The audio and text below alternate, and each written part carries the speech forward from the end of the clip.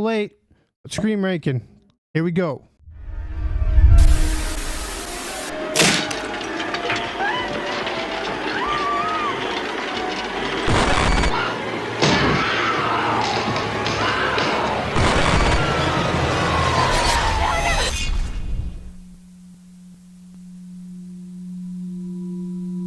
What's your favorite scary movie?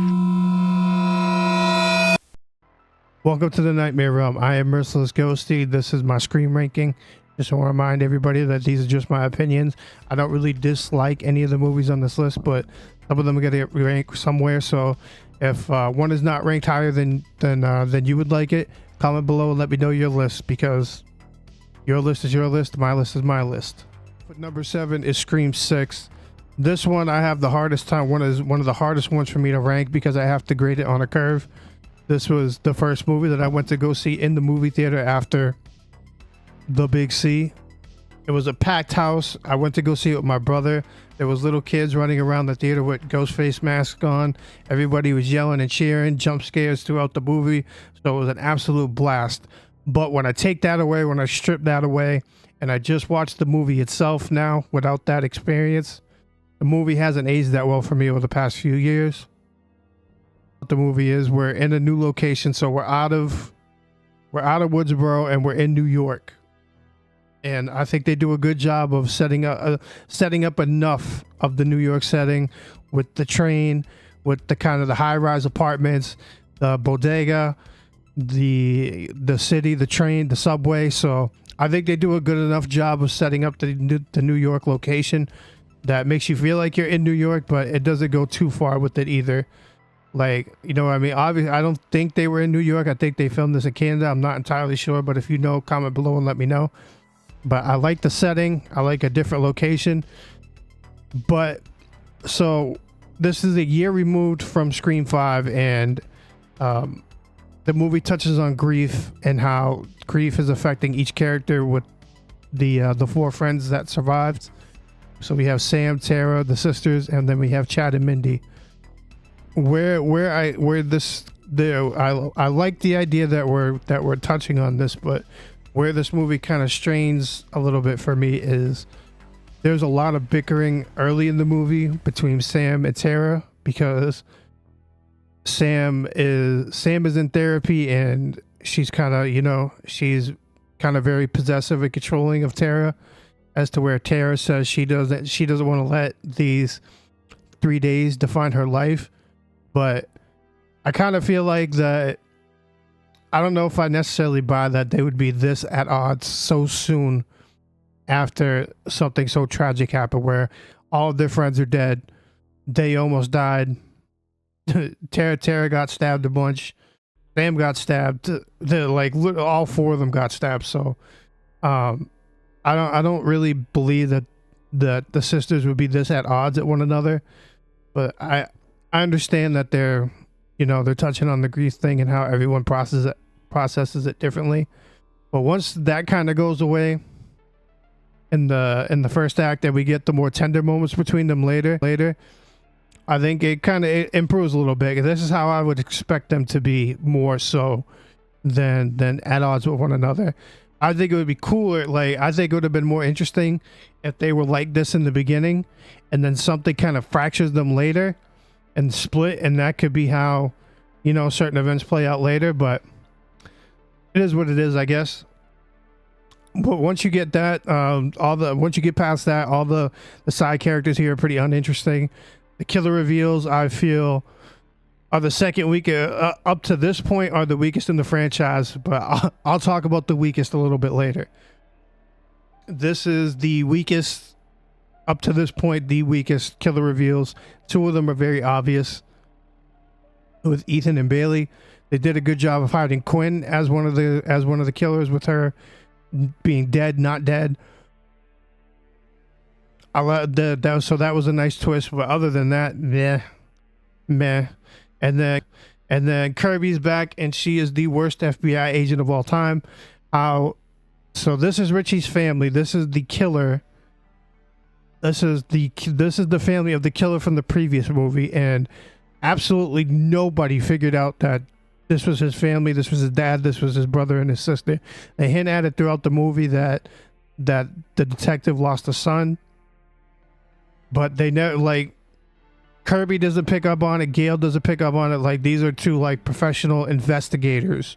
That's what they do, and nobody was able to figure out that this was his family. I don't buy that.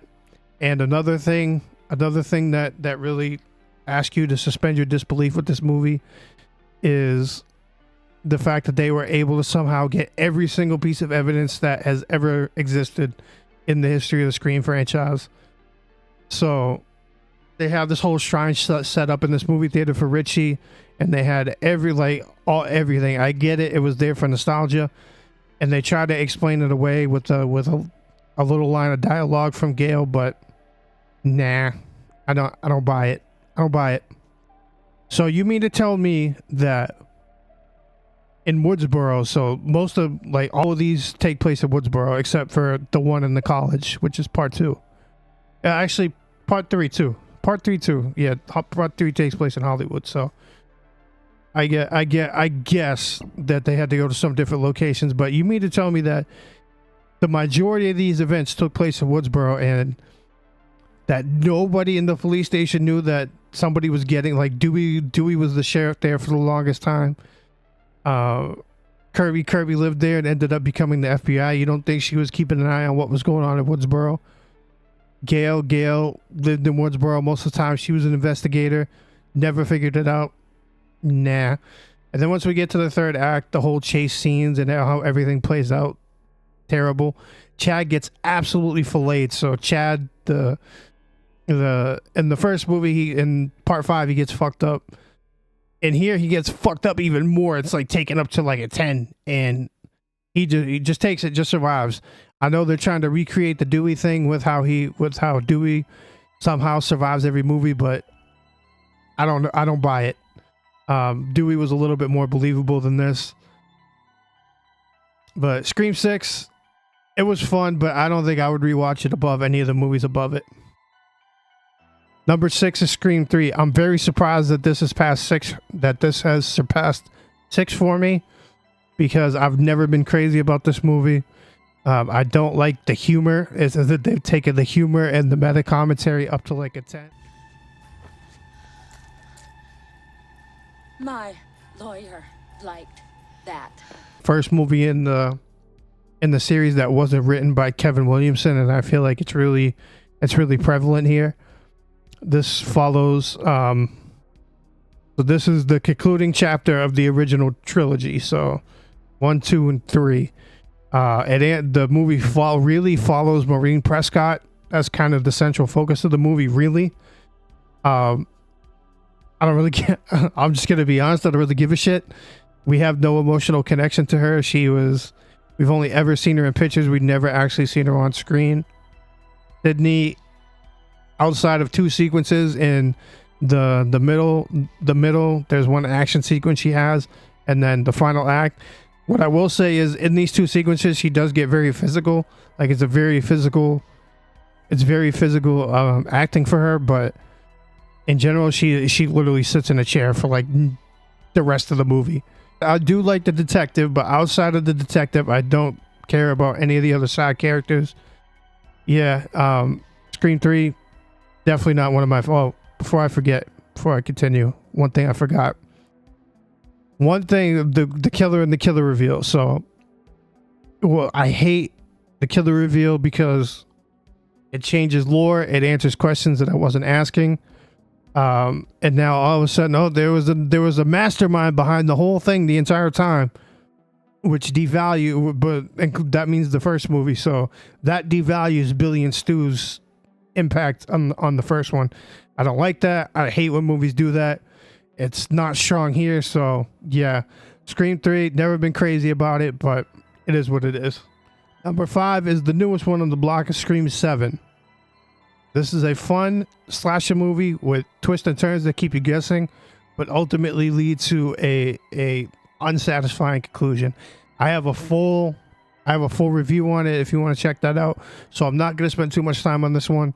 However, there was something in my review that I want to touch on real quick that I have seen other people talk about. that I think is a great point. So as we know, there's a big AI component here, especially with Stu and the way Stu comes back. And it's cool that we get to see him in some capacity. However, with the AI commentary, a lot of the conversations that take place are through like FaceTime and voice call and video calling, which leaves no phone calls. So the voice which of Roger Jackson, which is very much a part of the Ghostface identity, I would say like the majority, that's like outside of the look, that's probably the most identifiable thing about Ghostface is the voice. So if you had asked me beforehand, would I prefer, okay, like let's say before the movie comes out, if you gave me the choice, say, okay, you can have Stu back, but it's going to be an AI form and it's going to be at the expense of the phone calls. So there's going to be almost no Roger Jackson voice in the phone calls and the phone calls in this movie. And that's the trade-off, I would say. To be honest, I would say, nah, I'm good. Keep Stu. I'll take the phone calls. Give me the phone calls, please. Hurry up, okay? Bye now. If you hang up on me, you'll die just like your mother. I fear that this one has the more potential to go down with rewatches than actually go up. Okay, now these next 4 are all good to great in my eyes, and the next 3 could all interchange depending on the mood I'm in that day. As of today, right now, number 4 is Scream 2. Scream 2 is a movie I didn't love when I was younger, but this movie has really grown on me over time. I love the college setting. I love the new cast of characters. We get this new cast of characters. Timothy Olyphant, Sarah Michelle Gellar, Liev Schreiber.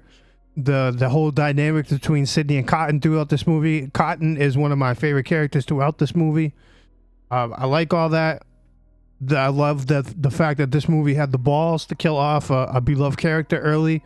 That's something we don't really get in this franchise at all. We get really one more of this until much later. This movie also does a great job of hiding at least one of the Ghostface reveals. This character does kind of come off as kind of off. One of the characters does kind of come off as a little off-putting, but I think they do a good job of hiding. They leave enough of a trail of breadcrumbs, if you're really paying attention, that you could pick up on it. The one killer reveal is Mickey. You can kind of ping that one out pretty easily. I don't feel like that was very hard to figure out. But the second one is the twist with the reporter, which is really Billy's mother, and they do a good job with the lines with like they reference Mrs. Voorhees throughout the movie quite a few times, or Friday the 13th quite a few times, which is a nice setup for this ending. So Perfect. It's sort of against the rules, but not really. Mrs. Voorhees was a terrific serial killer. And she's back and she's wants revenge on Sidney for killing Billy, of course. And I love how this whole third act plays out. I think this is the best Gale that we get through. At the beginning, you know, she's very Gale, but once you get towards the middle, you get a very more empathetic side of her, which I like, especially with Dewey and the whole like middle part of the movie when her and Dewey are together. Very good. It's very, very, very good. I enjoy it. Very solid. Number 3, Scream 5. Or Scream. Just, I'll say call it Scream 5. They call it Scream though. But this one far exceeded my expectations. This, in my opinion, has the best opening of the franchise since the first movie. And you really get to see the star power of Jenna Ortega in this opening scene. I love the fact that they subvert expectations with this opening kill, or this non-opening kill. Usually, you know, the opening is a character that dies, but she doesn't. She survives. That's a nice twist. It's something different. That's something we haven't seen before. I like the side characters. I like the new cast of side characters, with the exception of Mindy.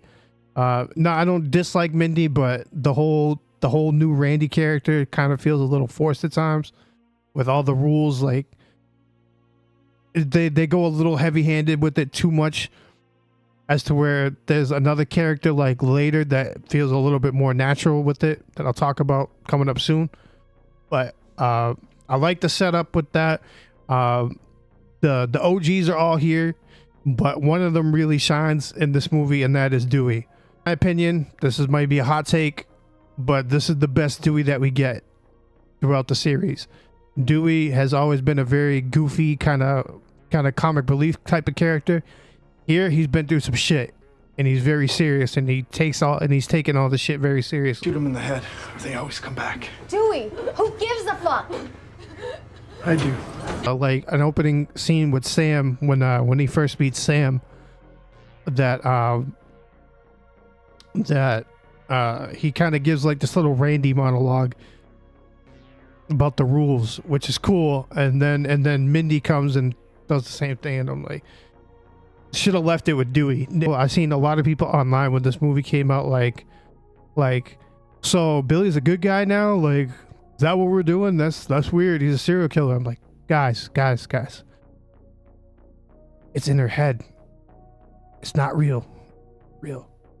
But I believe I like this angle of it more than them bringing the characters back in Scream 7 with the AI angle. Personally, I enjoyed this a little bit more. This was a fun way to have your cake and eat it too. Once you get into the killers and the killer reveals, once again, it's very lackluster. That has been a problem with Scream 5, Scream 6, and Scream 7 up to this point. There's a scene where the boyfriend is at the hospital when him and Sam first get to the hospital to see Tara, and she's like, Sam just wakes up and she's like, "What are you doing?" He's like, "Oh, I'm watching Stab on Netflix." Like, okay, Ghostface. way to hide that one. The Amber reveal is the fact that, she's 5'0", weighs nothing, and she's doing like these incredible physical feats. I don't like when movies do that. Make it believable somewhat. I think it would have been cooler, like, if you had him use the knife and she uses the gun. That would have been more believable in my eyes, like a character that we're going to talk about coming up here soon. But Scream 5, really enjoyed it. Far exceeded my expectations. It's a very solid Scream movie. Number 2 is Scream 4. I know this is a fan favorite, but this is like probably one of the like most like fun slasher movies that I've seen. I really like this one. There was a long gap between 2 and 3. The opening is super meta, and it's fucking hilarious because it gets to the point where you have no idea what's real and what's fake. But I really like the OGs are all back. They're all great. This is the first movie that we actually get to see like Dewey and Gale in an actual relationship. This is the first and only movie that we really get to see it in. Sidney's back. She wrote a book, and now she's back in Woodsboro to promote the book, but also to, the book is also helping her heal. So that's why she's back in Woodsboro.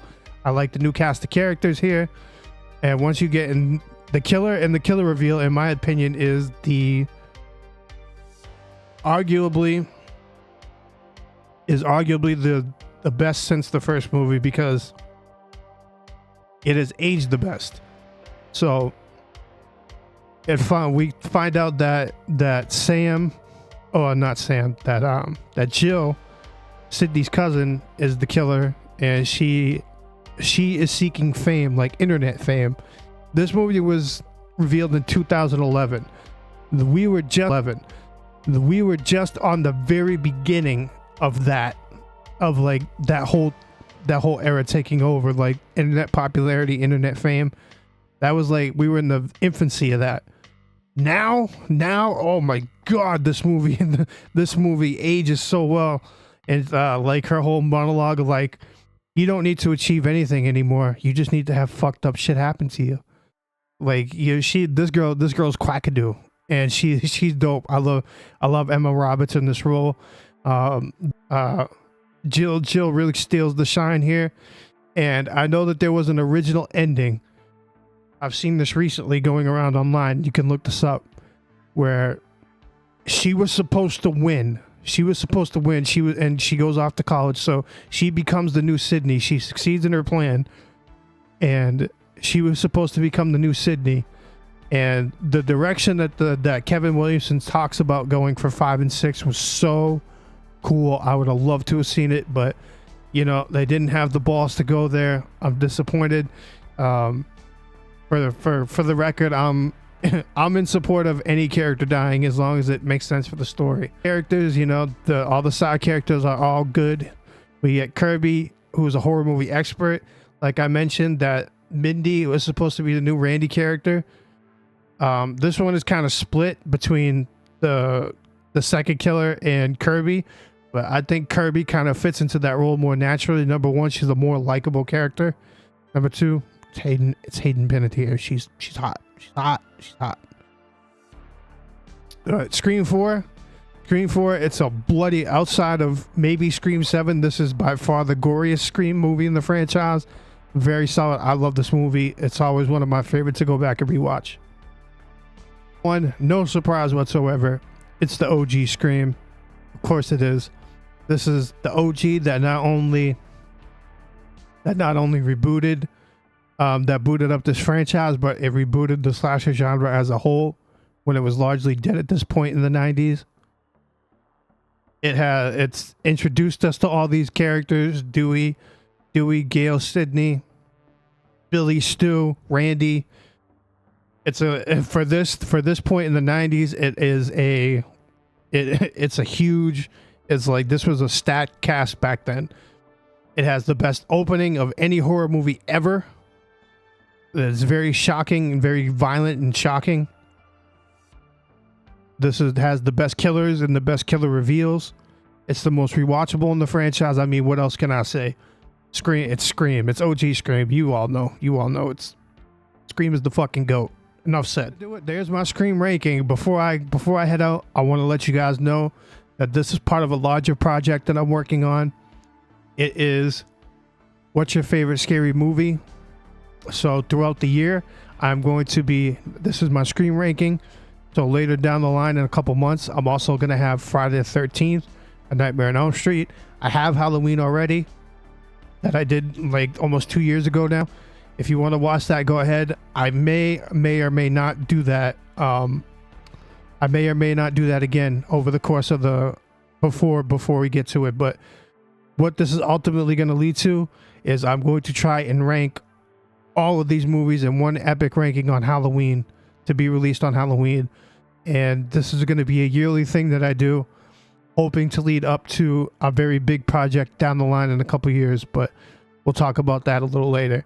Thank you guys for watching. Don't wander too far, because this Ghostie always remembers who enters the realm. And I'll catch you guys next time.